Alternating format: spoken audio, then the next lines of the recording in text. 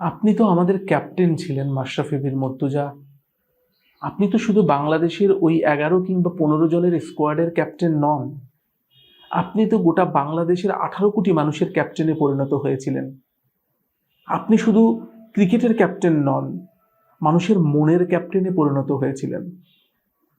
কিন্তু এই জনতার মাশরাফি কেমন করে শুধুমাত্র আওয়ামী লীগের মাশরাফি হয়ে উঠতে পারে, এইটা বাংলাদেশের মানুষ এখনো হজম করে উঠতে পারেনি।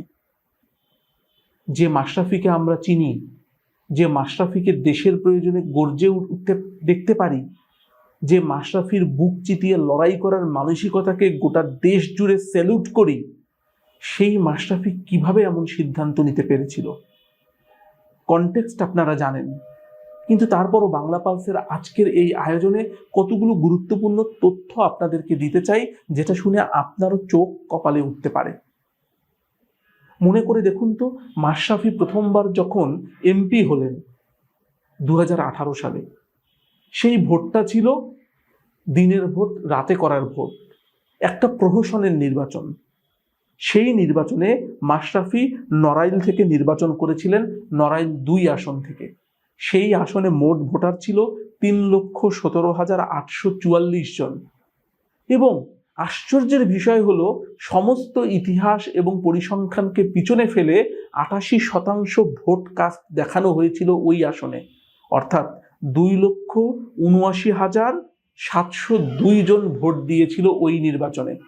এর মধ্যে মাশরাফি বিন মর্তুজা একাই পেয়েছিল 2,71,210 ভোট।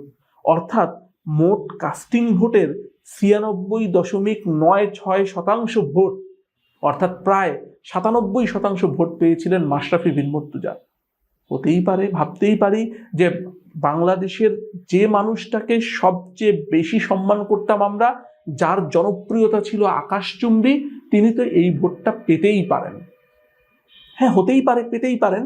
তার বিপরীত এবং নিকটতম প্রতিদ্বন্দ্বী AZM ফরিদুজ্জামান ধানের শীষের যিনি লড়াই করেছিলেন, তিনি পেয়েছিলেন মাত্র 7,883 ভোট। ব্যবধান নিয়ে কোনো প্রশ্ন নেই, এবং মাশরাফি এই ভোটের জয় নিয়েও কোনো প্রশ্ন নেই।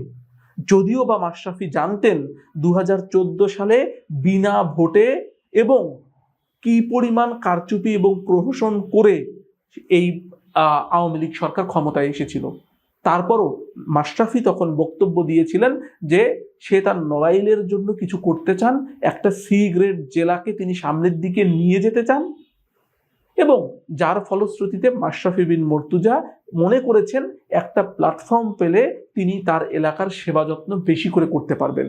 তখন আমরা ভেবেছিলাম মাশরাফি হয়তো শুধু মাশরাফি হয়ে উঠতে চেয়েছেন, কোনো আওয়ামী লীগার হয়ে উঠতে চাননি। কিন্তু ঘটনা এবং ক্ষমতা যখন মানুষের কাছে আসে, তখন পরিস্থিতি বোধহয় পাল্টাতে থাকে। আকাশচুম্বী জনপ্রিয়তার মানুষকেও বোধহয় অনেক সময় কোথাও না কোথাও লাগাম টানতে পারতে হয়, কিন্তু মাশরাফি বিন মর্তুজা সেই লাগাম বোধহয় টানতে পারলেন না। তাই মাশরাফি বিন মর্তুজা এই নগ্ন কারচুপি 2018 সালের ভোটের জানা সত্ত্বেও সেই নৌকা মার্কার হয়ে 2024 সালে আবার নির্বাচনে অংশগ্রহণ করলেন। এবং শুধু নির্বাচনে অংশগ্রহণই করলেন না, উনি কিন্তু হুইপের পদও পেয়ে গেলেন আওয়ামী লীগের হয়ে। তখন মাশরাফিকে যেন আওয়ামী লীগ থেকে আলাদা করা যাচ্ছে না। আর মাশরাফিকে যে আলাদা করা যাচ্ছে না, সেটার আরো কিছু প্রমাণ পাওয়া গেল যখন 2024-এ গণ আন্দোলন শুরু হলো। মানুষজন যখন মাঠে নেমে আসলো, চাকরির দরকার যার রয়েছে সে মাঠে নেমেছে, চাকরির দরকার যার নেই তিনিও মাঠে নেমেছে, মায়েরা নেমেছে, বোনেরা নেমেছে, বাবারা নেমেছে, কৃষক, শ্রমিক, মজুররা মাঠে নেমেছে। সবাই যখন মাঠে নেমেছে, আমাদের মনের অধিনায়ক তখন চুপ হয়েছিল। মনের অধিনায়ক চুপ হয়েছিল, এবং তার নড়াইলেও ঠিক একই রকম ভাবে আগ্রাসীভাবে পুলিশ এবং ছাত্রলীগের বাহিনীরা ছাত্র জনতার উপর কঠোর হয়েছিল, গুলিবর্ষণ করেছিল, শত শত শিক্ষার্থী আহত হয়েছিল। কিন্তু আমাদের মনের অধিনায়ক একটি বাক্য ব্যয় করেননি তখন। এবং সম্প্রতি কালবেলার যে রিপোর্টটা নিয়ে প্রশ্ন উঠেছে যে মাশরাফি মারা গেলে যাতে তার লাশও নড়াইলে নিয়ে যাওয়া না হয়, এমন কথাটি প্রথমে কালবেলা ছাপলেও পরবর্তীতে সেই ইন্টারভিউতে অনেকখানি জিনিস বাদ দেয়া হয়েছে এবং বলা হয়েছে সেটা মাশরাফির অনুরোধেই বাদ দেয়া হয়েছে, কারণ সেটি তার বাবার বক্তব্য ছিল, তার বক্তব্য নয়। মাশরাফি যদিও বা 5ই আগস্টের পর যথেষ্ট সহনশীলতার পরিচয় দিয়েছেন, কিন্তু মাশরাফি একবারও বলেননি যে 24-এ তার ভূমিকা ভুল ছিল, আওয়ামী লীগের এই কাজটা করা ঠিক হয়নি। তখন আমি বলতে পারিনি নানান চাপে, কিন্তু এখন আমি বলছি আওয়ামী লীগের রাজনৈতিক ভুলে আমার চুপ থাকা উচিত ছিল না। আমাদের মনের অধিনায়ক ক্যাপ্টেন ফ্যান্টাস্টিক এই ফ্যান্টাস্টিক কথাটি বলতে পারেননি। এটা হয় না ক্যাপ্টেন, এটা হয় না। নড়াইলের জন্য আপনি অনেক করেছেন, নড়াইলের মানুষের জন্য অনেক করেছেন। ঠিক নড়াইলের ছাত্র জনতার উপর আঘাতের সময় আপনি চুপ ছিলেন ক্যাপ্টেন, আপনি তখন চুপ ছিলেন। আর এই চুপ ছিলেন জন্যেই আকাশচুম্বী জনপ্রিয়তা থেকে শুধুমাত্র জনতার মাশরাফি আওয়ামী লীগের মাশরাফিতে নেমে এসেছে। ভাবা যায় কেন এই সিদ্ধান্ত আপনাকে নিতে হলো ক্যাপ্টেন? আপনি নির্বাচন না করেও যদি 18 কোটি মানুষের উপর ক্রাউড ফান্ডিং করে আহ্বান জানাতেন, জনগণ তার পকেট থেকে খুচরো পয়সা 1 টাকা 2 টাকা 5 টাকার নোট দিয়ে হলেও আপনাকে সহযোগিতা করে আপনার নড়াইলবাসীর উন্নয়ন করার জন্য চেষ্টা চালাতো। কিন্তু আপনি তা করলেন না ক্যাপ্টেন, আপনি চুপ থাকলেন।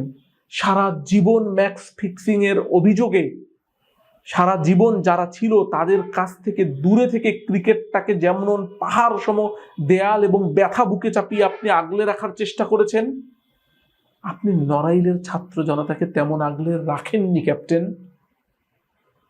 আপনি তেমন ভাবে কখনোই মুখের কথাটা দিয়ে হলেও প্রতিবাদটি জারি রাখেননি ক্যাপ্টেন। আর রাখেননি জন্যেই জনতার মাশরাফিকে আওয়ামী লীগের মাশরাফি বলতে হচ্ছে। আপনি কি লোভে পড়েছিলেন ক্যাপ্টেন? লোভে তো পড়ার কথা নয় আপনার। আপনি তো নড়াইলবাসীকে অনেক দিয়েছেন। আপনি নিজেই বলেছেন নড়াইলে শুধুমাত্র বিশ্ববিদ্যালয় তৈরি করা বাকি ছিল আপনার, বাদ বাকি একটা সি ক্যাটাগরির জেলাকে আপনি অনন্য পর্যায়ে নিয়ে গিয়েছিলেন। কিন্তু জানেন তো ক্যাপ্টেন, মানুষের জন্য কাজ করতে গেলে শুধু উপকার করলেই হয় না, তাদের ক্ষতির সময়ও সরব থাকতে হয়। উপকার দুরকম হয়, সরাসরি সহযোগিতার মাধ্যমে আর একটা ক্ষতি ঠেকিয়ে দিয়ে। আপনি প্রথমটা করার চেষ্টা করেছেন আর পরেরটা করতে পারেননি। আর পরেরটা করতে পারেননি জন্যে আপনি প্রমাণ করে দিয়েছেন যে আপনি দল যা বলবে তার বাইরে আপনি যেতে পারবেন না। পারা যায় নাকি ক্যাপ্টেন? মাশরাফিকে নিয়ে আমাদের যে চোখ ছলছল উচ্ছল আনন্দ, তাকে এমন করে ফিকে করে কেন দিলেন ক্যাপ্টেন? আপনাকে নিয়ে গর্বের জায়গাটাকে এত নিচে কেন নামালেন? কেন আপনি আওয়ামী লীগের হয়ে গেলেন? কেন আপনি সার্বজনীন থাকলেন না? কেন আপনি ওই প্রমাণ করতে পারলেন না স্বতন্ত্রভাবে মাশরাফি বিন মুর্তজা নির্বাচন করলেও কোন নৌকা, ধানের শীষ, দাড়িপাল্লা কেউই মাশরাফিকে হারানোর মতো ক্ষমতা রাখে না। মাশরাফিকে হারানোর মতো ক্ষমতা অন্য কারো ছিল না, কিন্তু মাশরাফি হারিয়ে যেতে চেয়েছিল। তাই আমাদের ক্যাপ্টেন ফ্যান্টাস্টিক ভাবে সারপ্রাইজিংলি 24-এর গণ অভ্যুত্থানে চুপ ছিল। আপনার এই চুপ থাকা অন্যায়কে সমর্থন করারই নামান্তর। কারণ জানেন তো, মৌনতা সম্মতির লক্ষণ। ফিরে আসা যায় না ক্যাপ্টেন। আমাদের গেছে যে দিন একেবারেই কি গেছে? রবীন্দ্রনাথ বলেছিল তো, পরের স্টেশনে নেমে পড়ুন না, একবার দেখুন ফিরে আসা যায় কিনা। আপনি আমাদের কাছে ক্যাপ্টেন ফ্যান্টাস্টিক হয়েই থাকুন।